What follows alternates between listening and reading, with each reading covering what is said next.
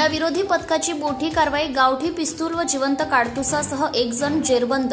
नाशिक शहर गुन्हे शाखेच्या गुंडाविरोधी पथकाने केलेल्या कारवाईत गावठी बनावटीचे पिस्तूल व एक जिवंत काडतूस बाळगणाऱ्या 21 वर्षीय इसमाला अटक करण्यात आली आहे. सदर कारवाई म्हसरूळ आडगाव लिंक रोड परिसरात करण्यात आली. पोलीस आयुक्त संदीप कर्णिक यांनी अवैध शस्त्रे बाळगणाऱ्या इसमांवर लक्ष ठेवून कठोर कारवाई करण्याचे आदेश दिले होते.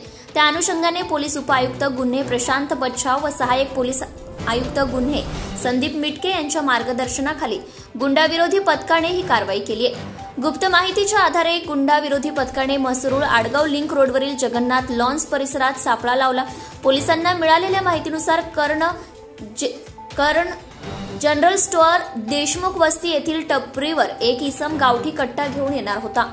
पोलिसांची चाहूल लागताच तो पळून जाण्याचा प्रयत्न करीत असताना पोलिसांनी पाठलाग करून त्यास शिताफीने ताब्यात घेतले. ताब्यात घेतलेल्या इसमाचे नाव आदित्य राजेंद्र पाटोळे, धात्रक फाटा, आडगाव, नाशिक असे आहे. त्याच्याकडून एक गावठी पिस्तूल व एक जिवंत काडतूस असा एकूण 31,000 रुपये किमतीचा मुद्देमाल जप्त करण्यात आलाय.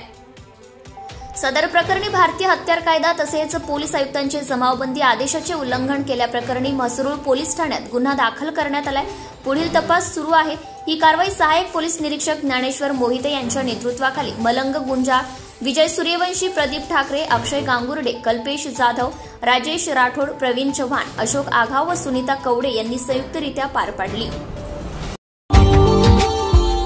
Subscribe now and press the bell icon. Never miss an update.